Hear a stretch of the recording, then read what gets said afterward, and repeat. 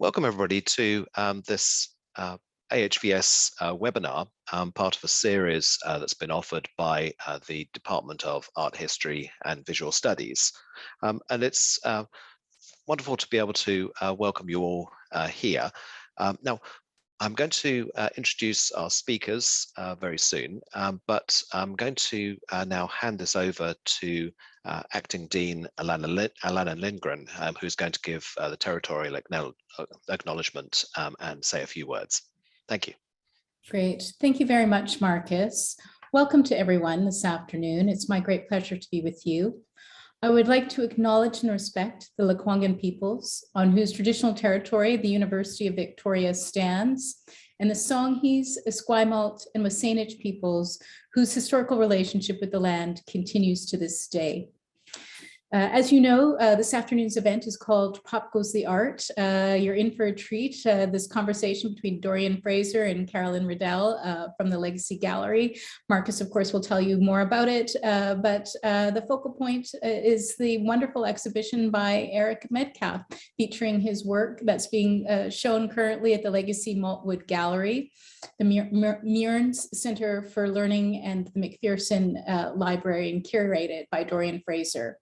For those of you who may not know, Eric Metcalfe recently received an honorary degree from the University of Victoria earlier this year. So it is a huge honor for us to host him and his work in this way.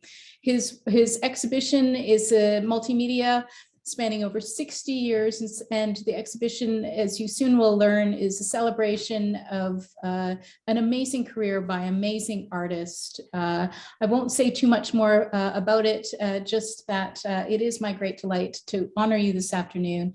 Welcome to the Faculty of Fine Arts. Thank you so much, Alana. It's my great pleasure to be able to introduce our speakers for today. So as you've already heard, Dorian is the curator of this exhibition. So Dorian Fraser is a writer, curator, and lecturer operating along the axes of visual arts, culture, and cinema as they express and complicate sexualities, queer and gender studies. They are a doctoral candidate at the Concordia University and are currently an instructor at MacEwan University in Edmonton in Alberta on Treaty 6 territory. He was raised in British Columbia on the Coast Salish territories among artists, and he comes here to feel the sand between his toes. Current areas of interest include problematic artists, unfashionable queerness, weird archives, and cancel culture. They've published in Canadian Art Magazine, C Magazine, and have work upcoming, including Unsettling Canadian Art History from McGill Queen's University Press. Past curatorial work includes On the Record, an installment of Canadian queer and two-spirit short films in the ongoing Cinema of Gender Transgression series at Anthropology Archives in New York. Caroline Riedel is a curator of collections at the University Art Collection, UVic's Legacy Art Galleries. In this role, she works with UVic and community partners to activate art through exhibitions and projects to engage with issues that matter. An area of interest in the ongoing inquiry is an ongoing inquiry into the ways of decolonizing museum practices and working methods as she works with the next generation of museum workers. And it's worth noting that both Dorian and Caroline are UVic alumni. So before we get started, I'm going to offer some thanks to everybody involved when we wrap up this session. But I should say that this has been sponsored by Alumni Relations. We're very grateful for that. And I'll give you a little sense of the format for this event. So I'm going to pass on in a moment to Dorian and Caroline, who are going to give both sort of presentations and then engage in a discussion. And then in the last part, we're going to have questions from you, the audience. So if you're not familiar with the webinar format, if you go down to the bottom of your screen, you'll find Q&A there. And please do take the opportunity to write some questions in there, because I'll mediate those questions to Caroline and Dorian in the last part of this session. So one of the things I would also recommend is start writing, when things occur to you. So don't wait until, sort of the end of the discussion, so that we've already queued up some good questions to challenge them with. So without further ado, I'd like to pass over to Dorian and Caroline.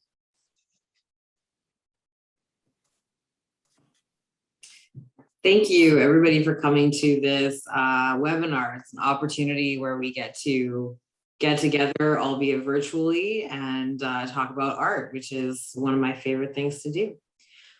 So I think what we're going to do is I'm going to give a little bit of background about the current milieu that we're talking about, ending up with Eric's work, and then Caroline, you're going to give me some questions. So we're going to talk about that. I've prepared some slides. I would love this to be more interactive than just a lecture, however, so I'm really looking forward to hearing your questions. Okay, I'm just going to start and share my screen. I think what I'm going to do is just give a little bit of background about what were we looking at and the milieu that we're working with here. Is that working for everyone? Okay, great. So this is a beginning image, which I think maybe is a little bit what we can very start with, looking at beginning of sort of a modernist lens on Turtle Island in what we could now call North American photography. But of course, we have a work by Edward S. Curtis on the left called The Vanishing Race. And this is a trope that we're going to engage with throughout this kind of conversation about modernism and how it works within the Canadian context, which we're building up to today. So a lot of what we think about Canadian art is really based on a couple things, which is the Group of Seven, landscape, and Emily Carr. Of course, we're pretty familiar with that kind of terrain in Victoria, of course, but to give more background to those kinds of works, it's really important to talk about the beginning of this sort of modernist focus, which actually usually aims to erase the image of Indigenous peoples on this territory in which they've been for tens of thousands of years. A lot of the reason why we don't always necessarily see the work of Indigenous cultures when we think about modernist and Canadian art in this context is because, of course, instead of thinking of cultural works and pieces of art from Indigenous cultures as the same kind of art object as, say, a painting, perhaps, is they were classed as different kinds of categories of cultural production. And one of the ways in which we understand Indigenous works of art that we would now see them as today, and pieces that have cultural significance and cultural use, were all kind of poised as ethnographic or anthropological work. And a lot of this work was actually collected around the Pacific Northwest by Franz Boas, who we have a picture of up on the screen right now. And a lot of them were collected for big museums like the American Museum of Natural History in New York, and even the Royal BC Museum in Victoria. And I talk about this a little bit beforehand, before we go into the work that we're going to be focusing at, is because this, of course, we understand this primitivist modernism that had a real influence on modern art in European and in what we call North American modern art. And this goes back to the beginning of the 20th century. So we can see here with some interesting images, both by Picasso and of a 19th century Fong mask, that we have a real influence of other cultures on European art in the early 20th century. And in this case, particularly, this mask was an African mask that was kind of brought around the Parisian scene, and a few different artists had it in their collections for a while. Dorian had it for a while. Pablo Picasso never actually necessarily had it within his possession, but he does talk a lot in his later career about going to ethnographic museums and looking at all of the objects. And this is an interesting point of tension as well, because up until an interview published in the mid-70s, it wasn't publicly acknowledged that he was influenced by what he would call l'art nègre, right? Black art. And so we see this kind of influence of different cultures, different indigenous cultures on modern art, but at the same point in time, we have a lot of modern artists who are taking some influence from what they're seeing on the land we now call Turtle Island in terms of settler culture, but also in the ways in which modern art was sort of produced and disseminated. Here we have a work by Clyfford Still, an old sketch of his, and Clyfford Still actually spent a significant amount of time on Treaty 6 territory as well. So we see that there are engagements with indigenous cultures and indigenous forms that really influence modernist work.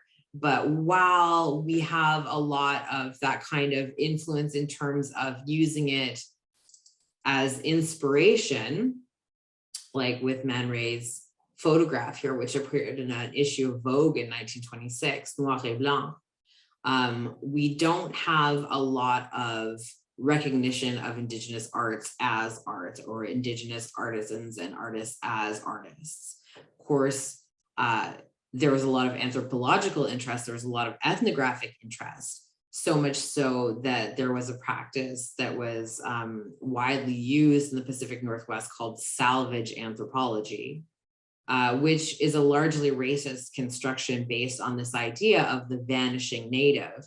Think back to the first slide that I showed you. That's an actual picture by Edward Curtis. It's called The Vanishing Race, right? This is an idea and a trope that indigenous cultures were not equipped to deal with life in the modern world.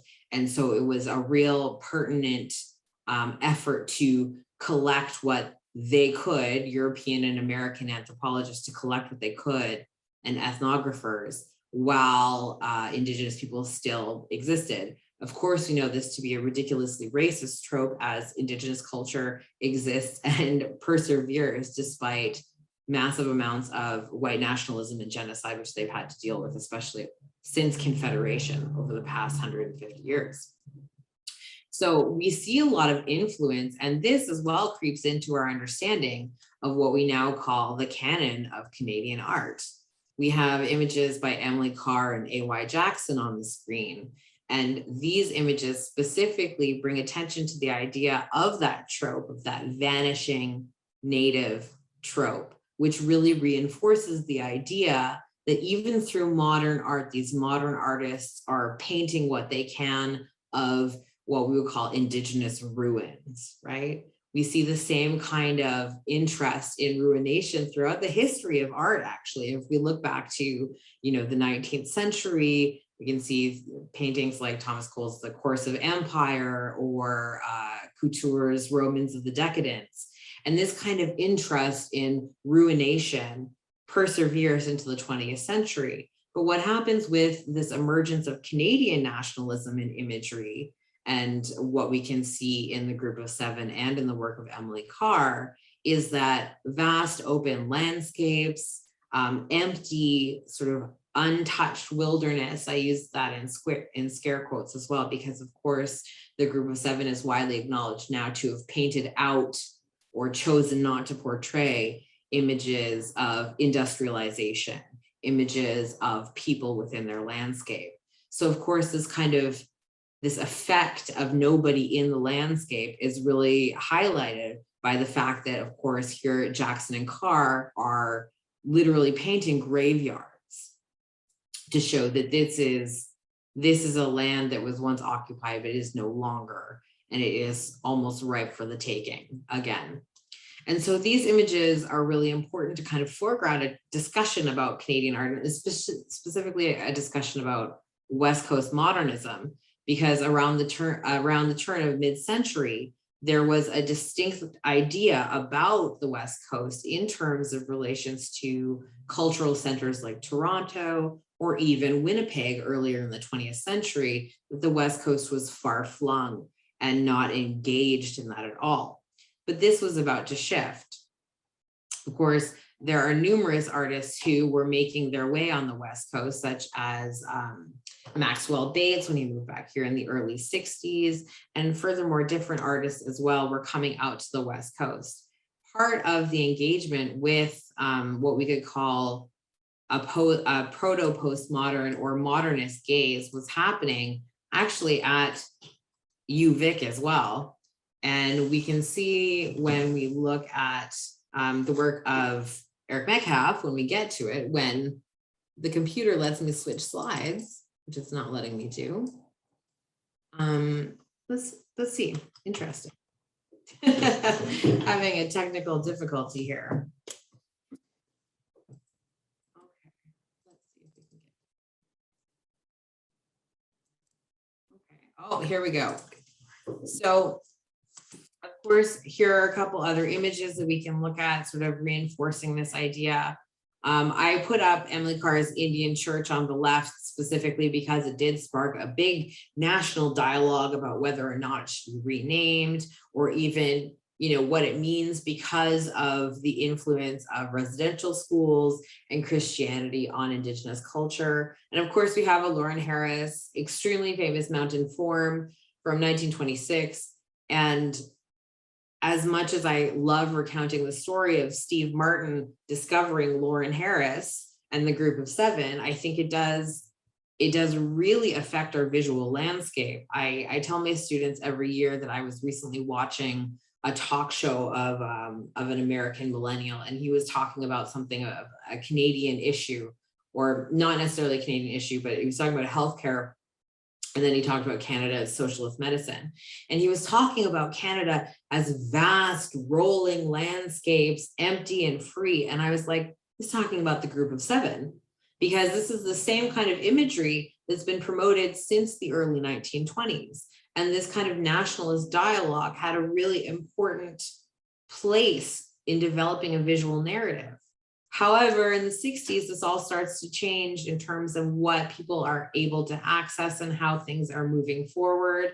All of a sudden, the influence of pop and op and proto-performance art and fluxus start to happen. We get a lot of synergy. And of course, we have emergence of a new generation of artists, and some of them are at UVic, and this includes Eric Metcalfe.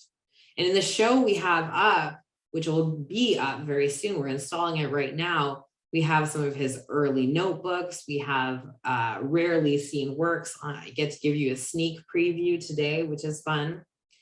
What we have is, when we look at the work of Eric Metcalfe, spanning from his early career when he was at UVic, being taught by international artists like Dana Ashley and Peter Dalglish, we see a development of a critique around this almost intentionally traditionalist world of art. We see an idea of taking the mainstream pop cultural artifacts in circulation and re-imbuing them with different meanings, and sort of slyly posing critique at institutions, as well as the mass consumerism that's coming out of the mid-century American post-war boom.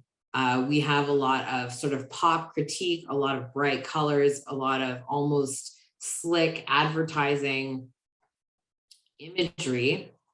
And we can see with some of the works in the exhibition, both of these works are in the exhibition, we can see that there is a kind of a pastiche that almost has a reminiscence of collage from surrealists, but also really looks based in a mid-century kind of advertising motif.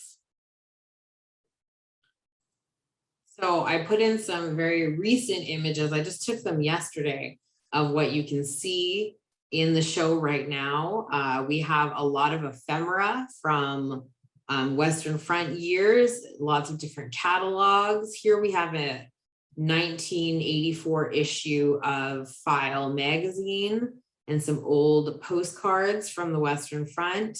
We have a lot of ephemera that really attests to the traces and ephemeral leavings of what some would find hard to classify as a specifically 2D relational art space. Of course, we have the Artist Run Center, the Western Front, founded in 1973 as one of the premier centers for artist run culture in Canada, that most certainly is defecting from this traditionalist landscape modernist painting established by the Group of Seven and Emily Carr and other painters who were certainly working within a more British or more European pre-World War II style.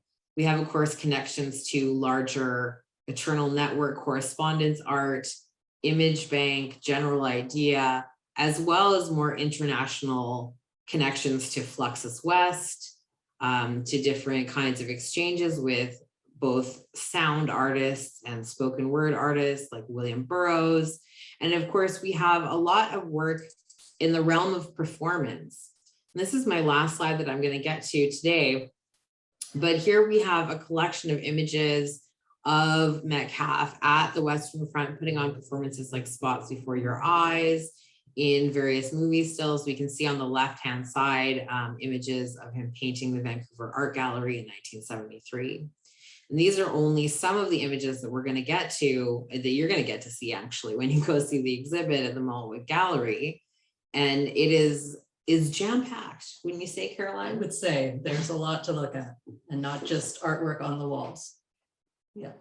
Yeah. So why don't we get into some questions? I've talked long enough. Sounds good. So I want to acknowledge the fact we're sitting here side by side in this very awkward situation. You may or may not know there's a full moon tomorrow. So I'm blaming that on the fact that technology went sideways and we're sitting trying to maintain some social distance and have a conversation. Yeah. We're making it work. Yeah.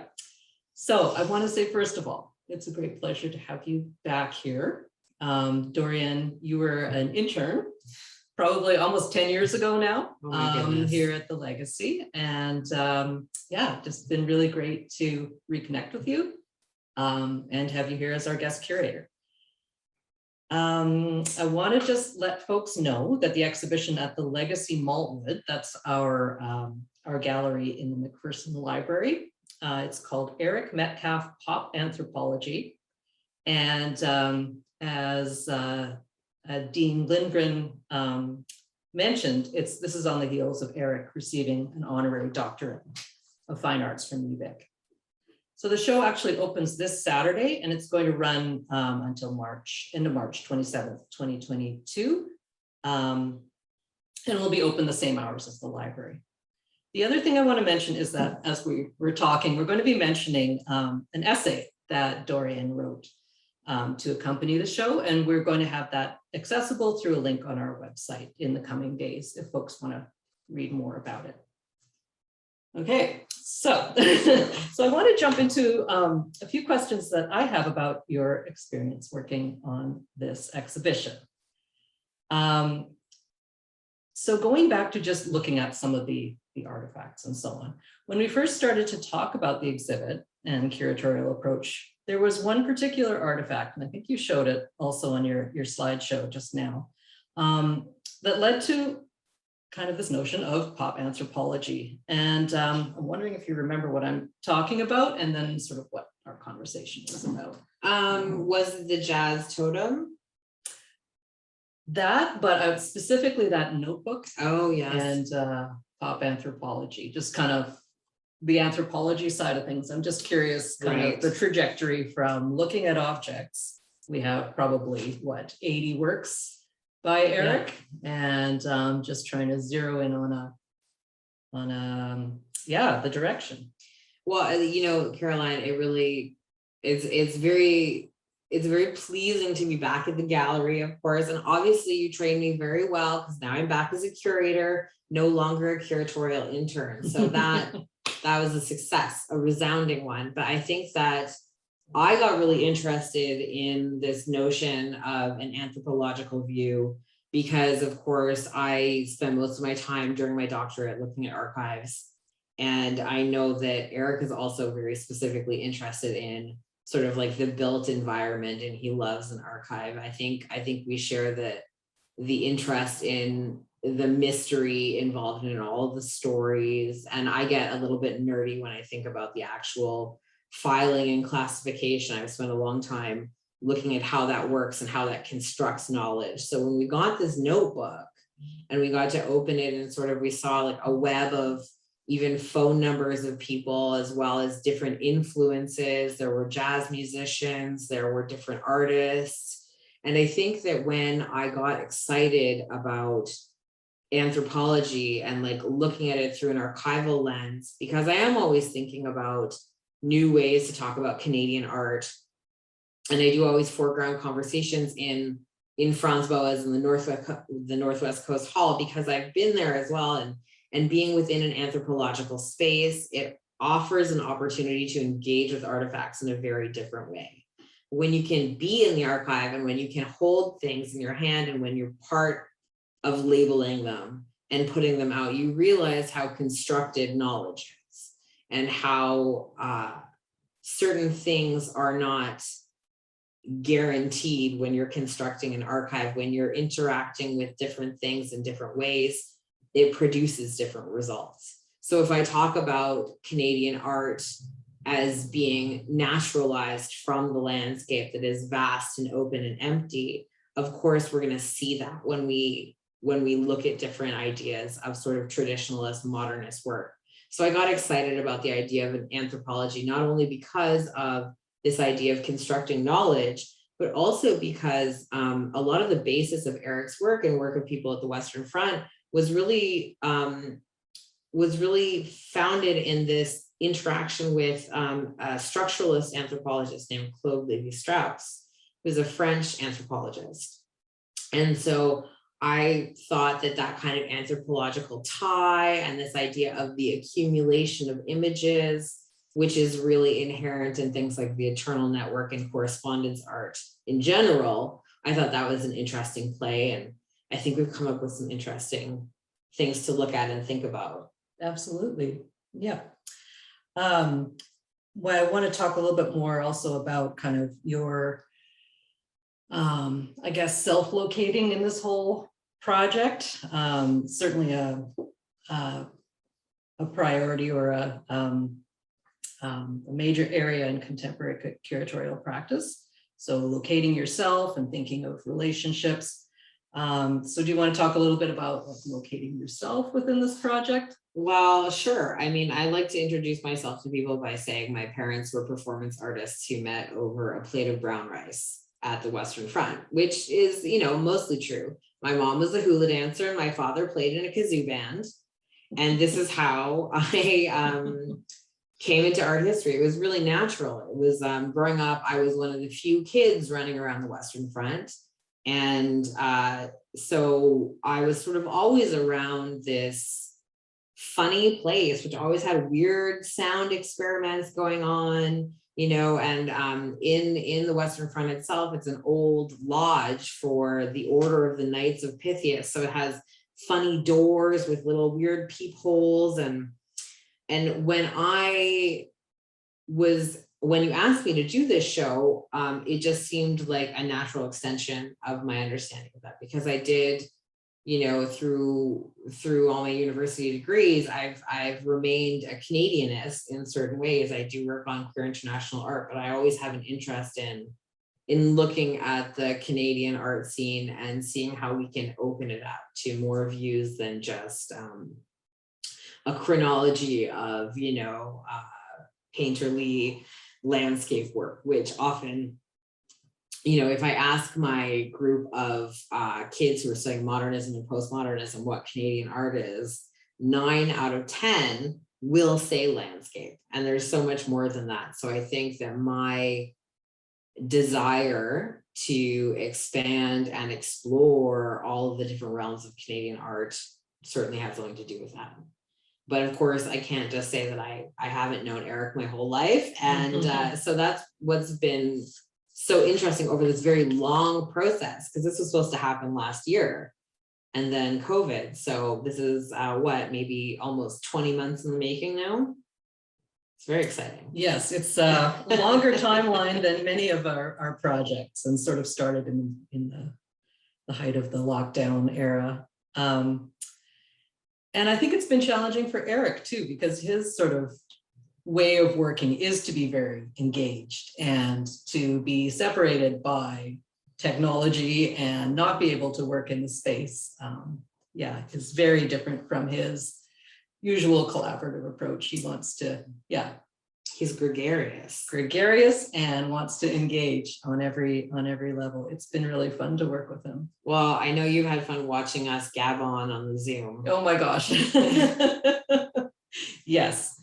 Yeah, usually the first 20 minutes, we're connecting the dots between all the folks you've known over the decades. That's it. Yeah. So you've talked a little bit about your academic interests in terms of the archive. I was curious, were there considerations about the physical location, so the university library gallery, that played into your concept of the exhibition? Well, yeah, I was thinking a lot about how it's located right next to the Trans Archives on UVic. And of course, because UVic has some of the best or the largest Trans Archive collection in North America, I thought it would be very interesting, like what happens in that next door space, and what are we creating, and what's proximity in terms of this work, right? Because like we were talking about, we weren't in close proximity. We were always like over the Zoom and figuring out. And when you are able to access things like finding aids for archives via the internet, you can often find things, but you won't find the minuscule details. You won't find the funny poem written on the back of a page somewhere. Mm-hmm.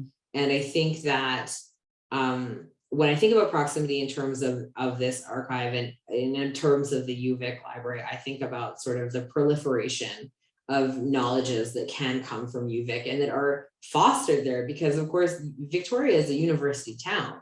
So it has that phenomenon of this really bustling campus and a lot of things happening otherwise that really kind of fan the flame under interesting projects. So I think that, you know, it's not necessarily, it would be cool to do an expanded project about sexual others and difference within sort of that era. And I would love to work on something like that with the Trans Archives as well. Mm-hmm. Yeah, it's an incredibly popular resource. I know for a fact that there's almost always folks looking at that material. Mm-hmm. Yeah.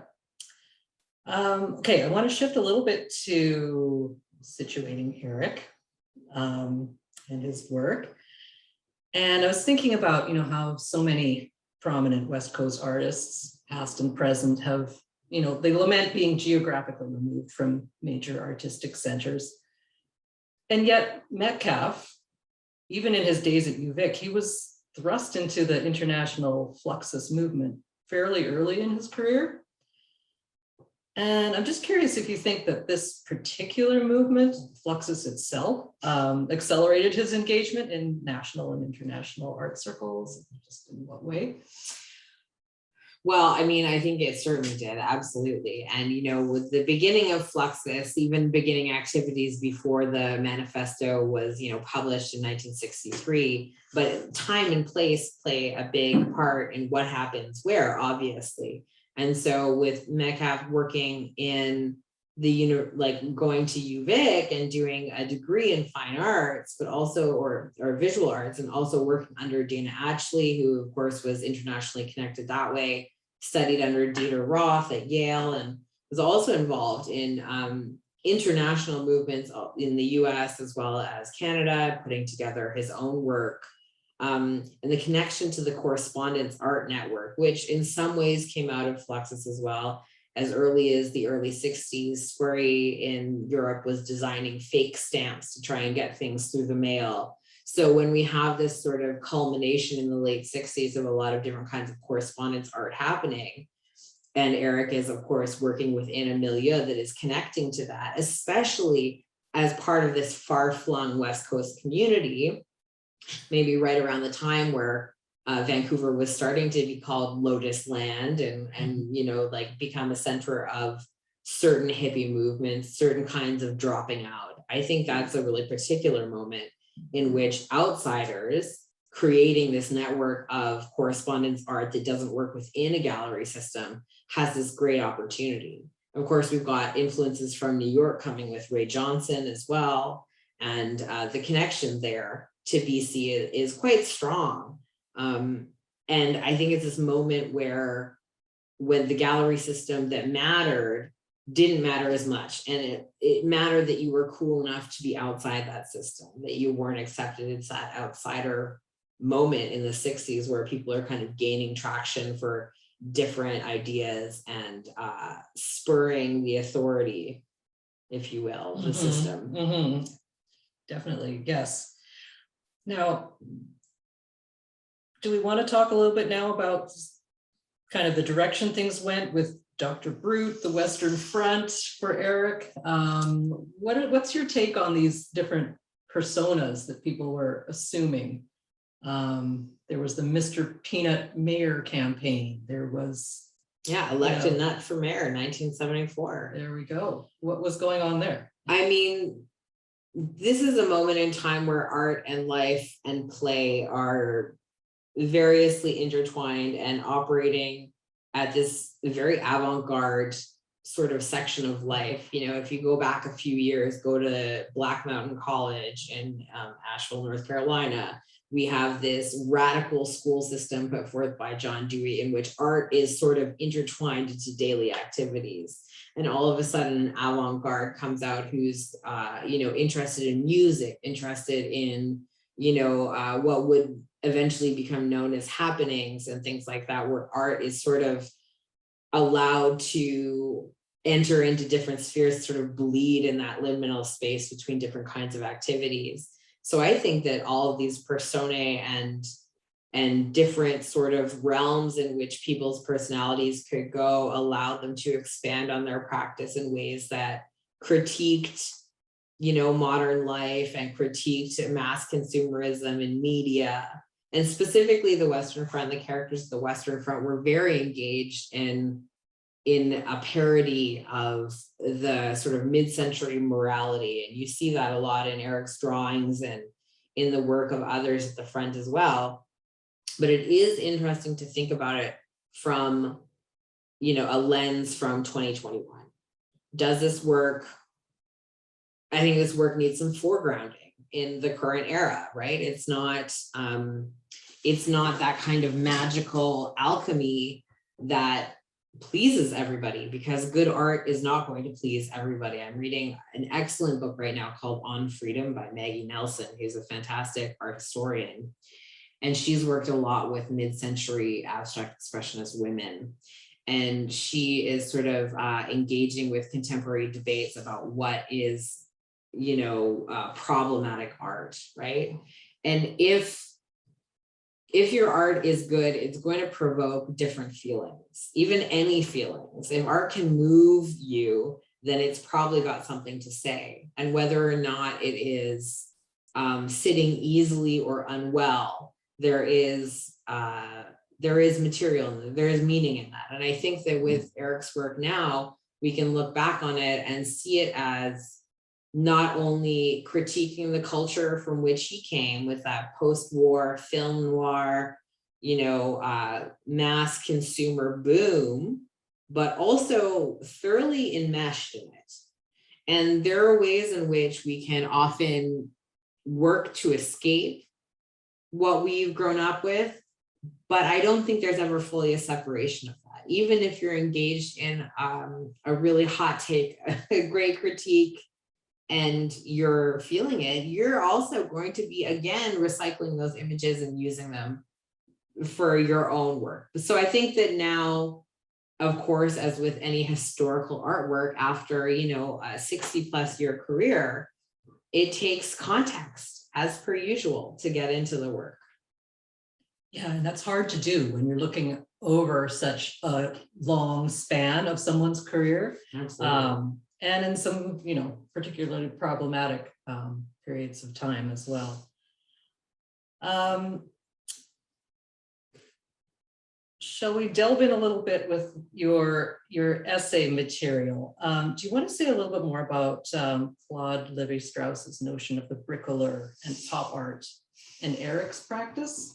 Yeah, I mean, I would love to talk about how it's been talked about because there have been several retrospectives of Eric's work. And when we think of the scholarship that's been done on the Western Front and Image Bank and sort of this West Coast scene in the 70s, we have a lot of work by Scott Watson, who's a great scholar. And, you know, he really unpacks this idea of, or maybe not quite unpacks, but really structures it in a way that we see the bricoleur as sort of jack of all trades in terms of what they can do with signs and symbols. They can take images from over here and then re-imbue them with meaning, taking what they need to make what they can. And I think we can really see Metcalfe's work within this milieu, and we can also see how that causes its own strain, its own tension of being caught within a cultural sphere that he's critiquing, but also in some ways really reifying, right? And there's a lot to be thought about in terms of Levi-Strauss's anthropology and what he brought to the table. He was very fascinated with myth and myth making and myth meaning. And although he has some very interesting ideas, which relate back to Franz Boas's cultural relativism, right? Which in its day and time was absolutely revolutionary, taking the realm of anthropology away from like pseudosciences like phrenology and things like that, and actually saying, no, every culture needs to be examined in reference to itself. And so, of course, Levi-Strauss pulls from Boas in that, and he talks about the ways in which myth making is sort of engendered in each particular culture. But still, his anthropology has its limitations.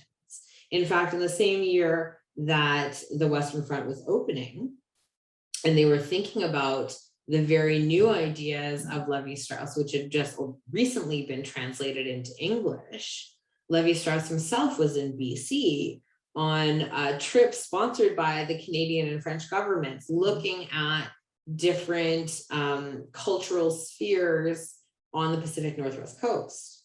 And while that was really interesting, there's actually an NFB film that everybody can watch about it called Behind the Masks. And I recommend everybody go check it out at the nfb.ca website. You can watch this documentary and you can see that in conversation with, I believe it's Ron Hamilton, a very young Ron Hamilton in 1973, Levi-Strauss has it wrong. He can't apply his structural anthropology in a way that totally resolves issues about certain features of certain like Kwakwaka'wakw masks. So after all of this talking about Levi-Strauss, his anthropology cannot resolve the issues that he sees within that Kwakwaka'wakw culture at that moment in terms of myth making. And I think that we can apply that to Eric's work as well, is that he's talking about critique of this mythology around Hollywood, around this glamour and glitz lifestyle, but he's ultimately implicated in that as well. And even though this kind of structured anthropology says we need a bank for all of these images, we need an archive to settle them around, it can never fully resolve itself. I think that's the work of art history now. I'd like to foreground that because I'm an art historian. So. Can we talk a little bit? I know we want to leave some time for questions as well, but there are some nagging questions in my mind about, you know, the challenges of curating some of the material. There's one drawing, for example, in the show. It's called Jazz Totem, and it was created when Metcalfe was still a teenager, after seeing Indigenous artist Chief Mungo Martin carving at Thunderbird Park. So curious, what are some of the bigger questions or tensions that were raised when you saw this work, and how you kind of situated this in the exhibition? Well, that's the big reveal. That was foundational to the work I want to do now. And actually, since I've written this essay that's going to be going up since I curated this show and we've been working on it together, I've actually found a modernist abstract expressionist artist named Norman Lewis, who's a Black artist, a Black American artist, who has been kind of almost written out of the canon of abstract expressionism, mostly because he wasn't in the same social circles as that Cedar Tavern group, as Jackson Pollock, Mark Rothko.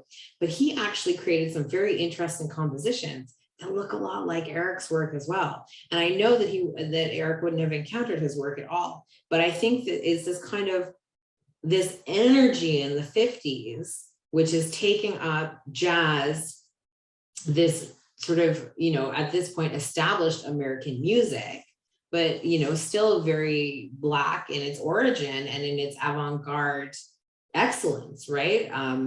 And it's taking this music and infusing it with the things that Eric was looking at growing up on the West Coast. And this idea of totems would have been specifically related either to extremely early Freudianism, or it would have been related to Eric's experiences growing up in Victoria, being present around Thunderbird Park. And of course, if you know the history of Thunderbird Park, which hopefully we can expand on more soon, we know that Mungo Martin and his various assistants and carvers, like the Hunt people in the Hunt family, were always working in the open, and children were invited in to see what was going on, and that kind of gift and that generosity of this master carver who, is said to have, I distrust the singular hero story, but to have like really revived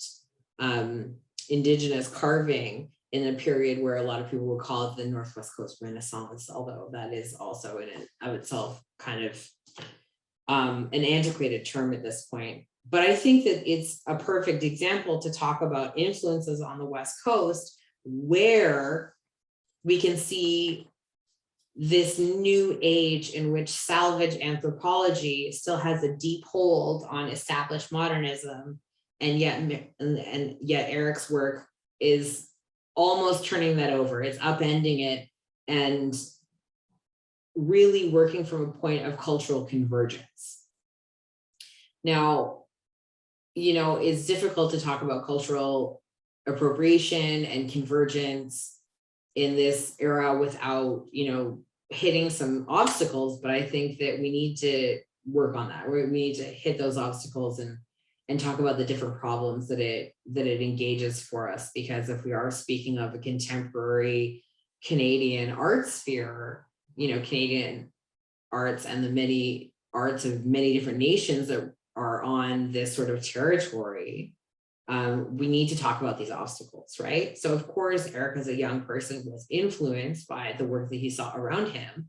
And the world that he saw around him was also embedded in this erasure of Indigenous people. So I think it's a real interesting point where we can look at the history of salvage anthropology on the lands of the Lekwungen and Songhees people, specifically in the Pacific Northwest Coast, and see how that is turned around and upended through the work of West Coast modernism. Hopefully upended. Mm-hmm. Yes. Yeah, I'm, more and more, it sits with me, the responsibilities that we have to not perpetuate the erasure of Indigenous culture and Indigenous artists, and how difficult that is particularly when you're curating an exhibition of one person's work. But how clues through these different works of art open these doors and open these kinds of conversations. This will be my final question, and I, really open-ended, just if you have further reflections. Oh. But at this time where museums are concerned with reconciliation and decolonization and inclusion, are there other anti-colonial acts that curators can undertake as we curate subject matter that presents these ongoing tensions between settler and Indigenous cultures? I mean, open-ended, big, yes. Yeah, big, open-ended, like, Well, give us a large question. Yeah. Any reflections that have come out of this project? Honestly, I feel as though the very basic start at the TRC, right? The Truth and Reconciliation Commission, and looking at those 94 calls to action There are specific calls to action that talk about more historical and art historical works, like more almost monumental works, but more sort of public history methods as well. And I think that it's very important when you're curating to think about the land that you're specifically on and how that interacts with the work that you're presenting. Because of course, and within a Canadian arts context, again, if you have a brilliant collection of the Group of Seven, or even, you know, in terms of UVic's collection, we've got great Elsa Mayhew and Mifanu Pavlich and all of these excellent artists. Are we seeing the same kind of representation in the terms of the shows that we're putting on? Are we looking at bringing in guest curators who might not have access to the kind of privileged education, you know, that say I spent my adult life doing, right? It's like there's all kinds of different experiences that we can value.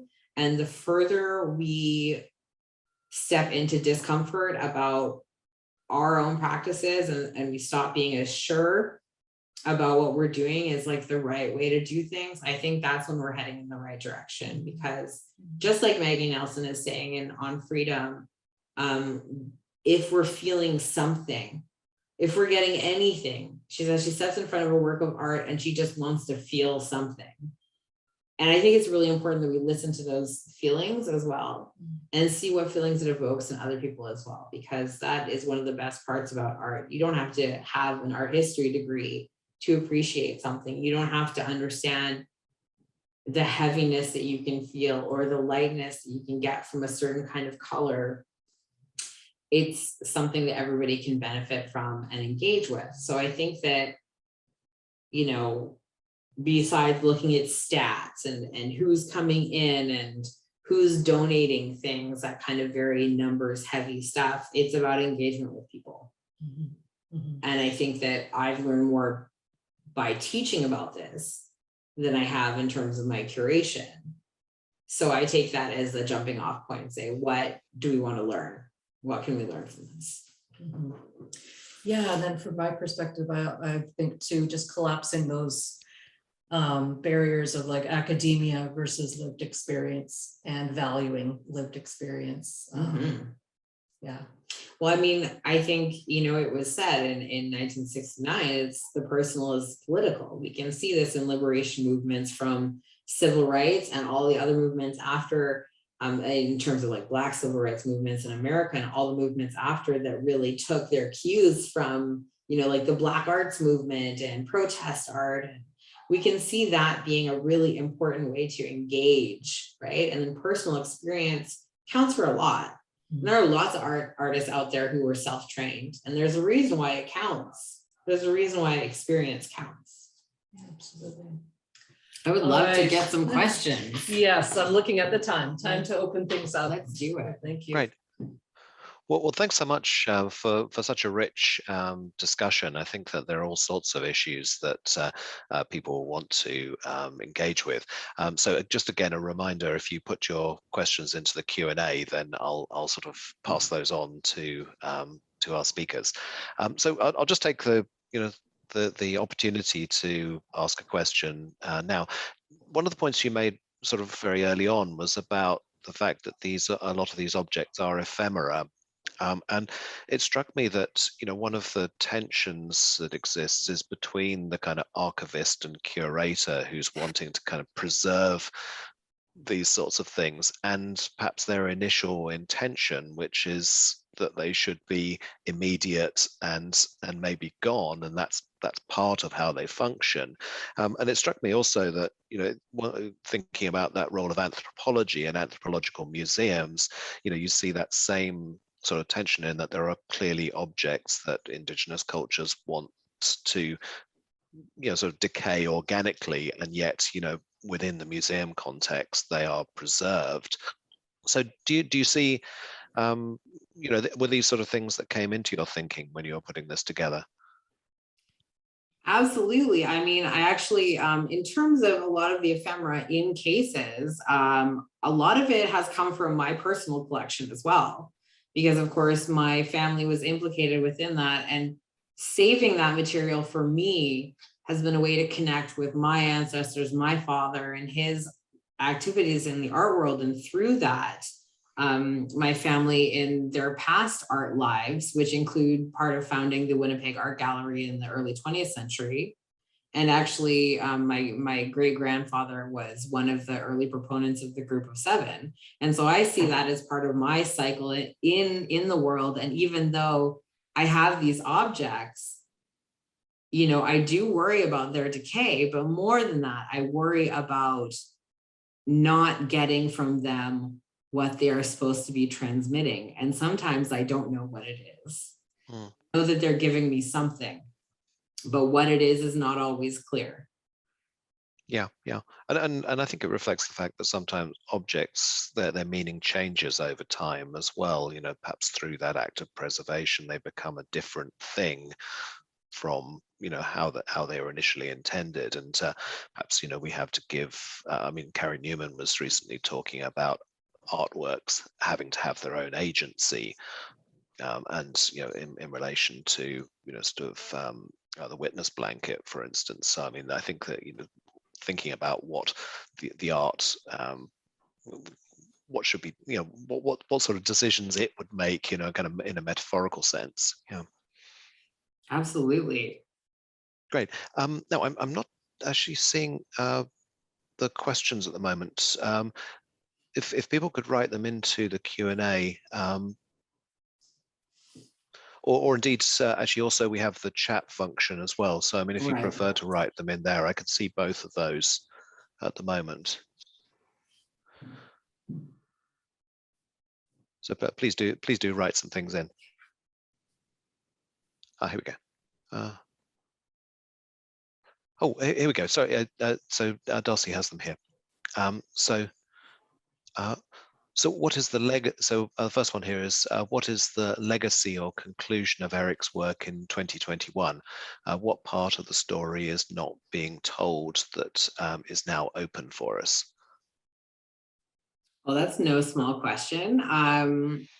I would like to think that there is no conclusion at this point. I think that art history as an ongoing discipline is always looking for different angles at which to approach different people's oeuvres and how they work in the world and how they do shift and change and how they have retained their own agency. I think right now, the part of the story that's available to us that we haven't perhaps had before is this idea of what it means to operate in this vast territory of convergence, of cultural convergence that we're thinking about.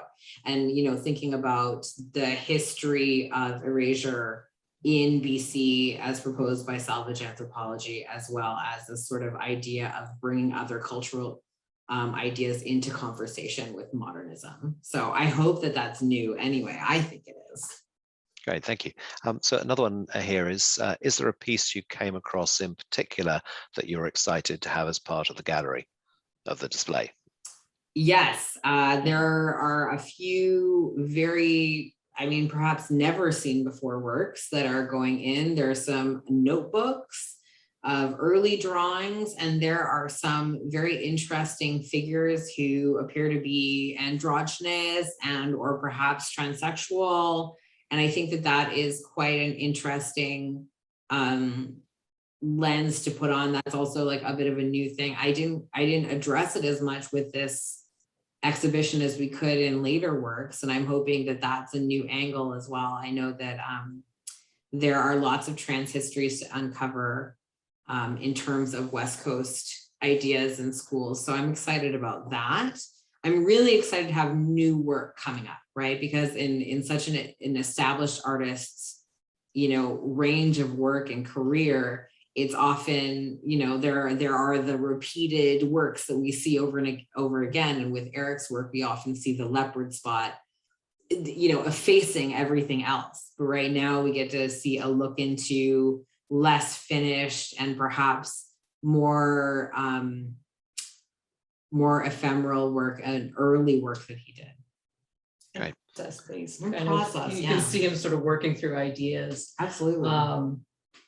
Playing with gender. I mean, there's a lot of sort of fun in there. In amidst some fairly graphic and brutal imagery as well, but yeah, I can see sort of a real, just sort of working through a lot of ideas and even just ways of portraying the female body and, sort of, yeah, like sort of erasing gender or merging. Yeah, almost like a cacophony of gender. How about that? Genderful. I would think that there's a lot of work that we can actually think about in terms of the Western Front being a place in which mostly like very queer artists. Eric was one of the few straight men there, and I think that kind of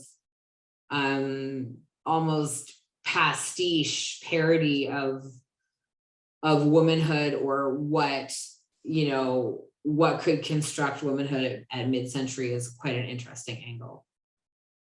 Great. So a sort of related question in a way, in that you talked about his development. Can you talk about Eric's drawing practice?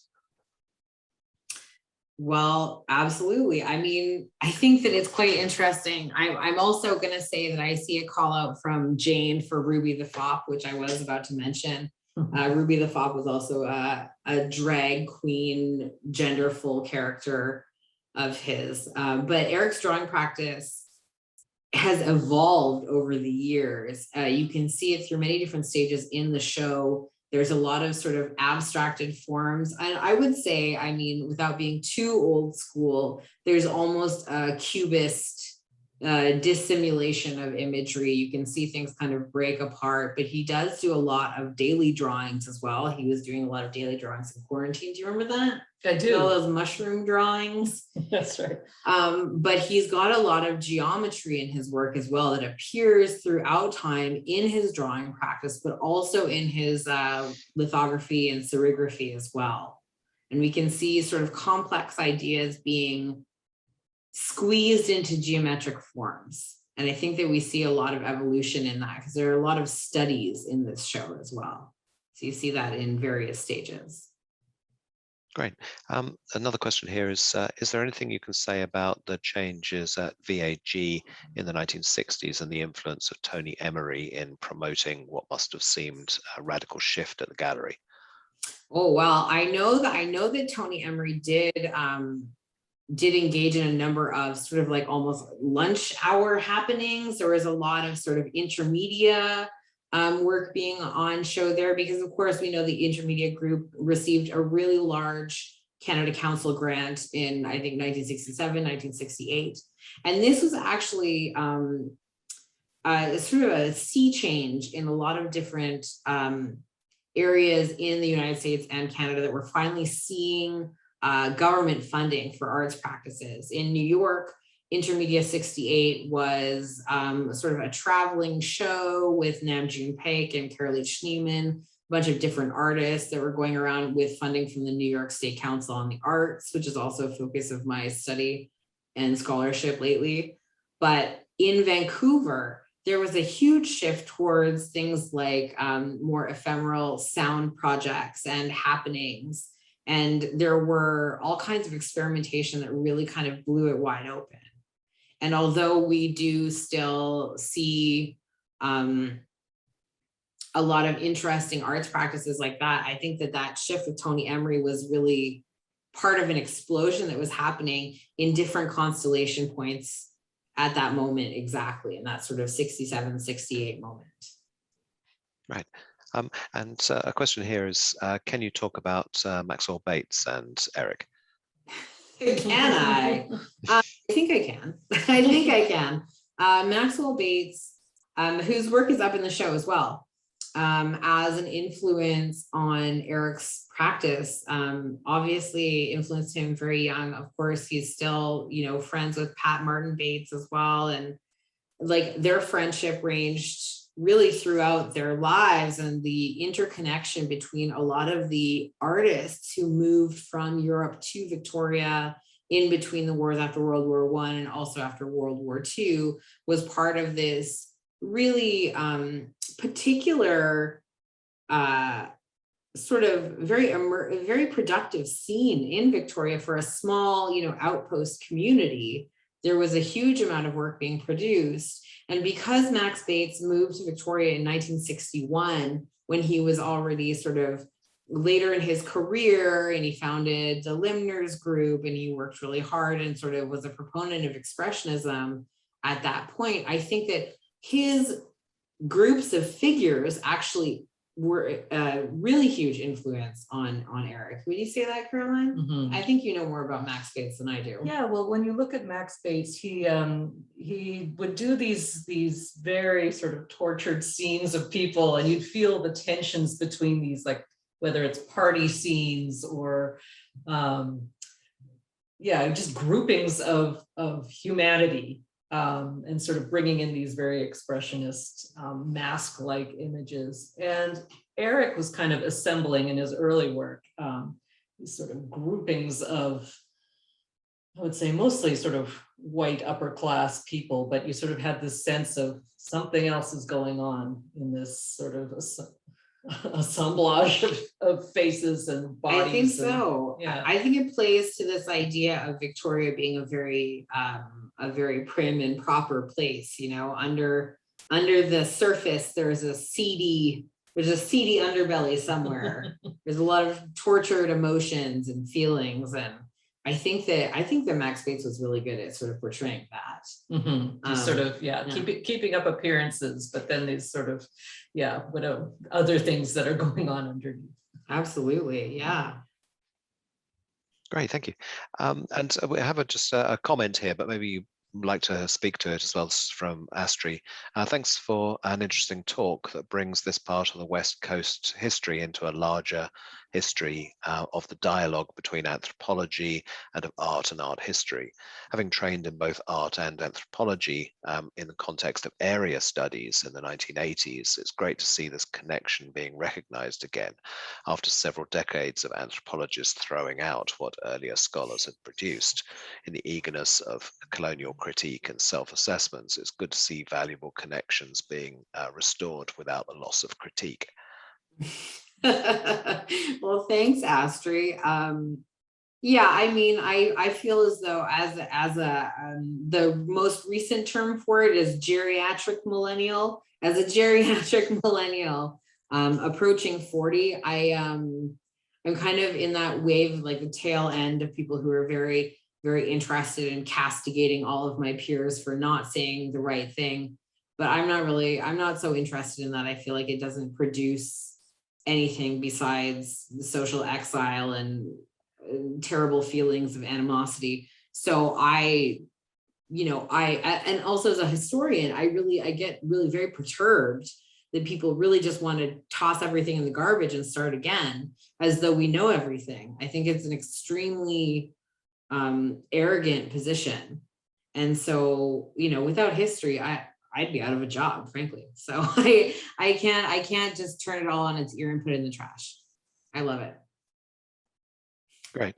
Well, thanks so much. I mean, I think, that last comment, I mean, it produces that sort of necessary balance we have to have between critique and observing, sort of different approaches to the past and the study of art in its kind of broadest sense. It's probably time for me now to sort of wrap up this. So what I'd like to do first is, of course, say that, one of the great privileges of being the chair of art history is to be involved in events like this, in things well out of my own areas of expertise. And yet, we learn and we grow from hearing such interesting perspectives. And I'm very much looking forward to seeing the exhibition very, very, very soon. So I'll finish off now by thanking all the people who've been involved with this. So first and foremost, thanking Dorian Fraser and Caroline Riedel for this great discussion, and also. Sort of in the background, I'd like to thank Darcy Briggs, who's been controlling all of the spotlighting and other sort of technical features within this webinar, and other people in fine arts, of course, have contributed, and I'd like to acknowledge Sandra Curran in the Art History Office, who does so much work to make these sorts of events happen, Samantha Criswanos, who liaised and with alumni relations, and again, thanks to them for their support of this, John Threlfall, as well. And I think there is an interview with Dorian. Is that going to be in the ring, or is that? It's in The torch. Yeah, it's And in the torch, sorry, yes, okay, great. So look out for that. And also thanks to Alana Lindgren and the Dean's Office in Fine Arts for their support. And of course, we should acknowledge Eric Metcalfe, without whom this event wouldn't would not exist. So thanks so much. And again, please do, try and get to see this exhibition. I mean, just these little tantalizing parts, are certainly whetting my appetite. And so last of all, from me, and I should introduce myself, Marcus Millwright, the Chair of Art History. I'd like to thank you, the audience, for your contribution, and of course also for supporting us through coming to these events. And we're certainly hoping we'll see you at future webinars and also face-to-face events that we'll be doing through the rest of this academic year. So thanks very much. Thank you.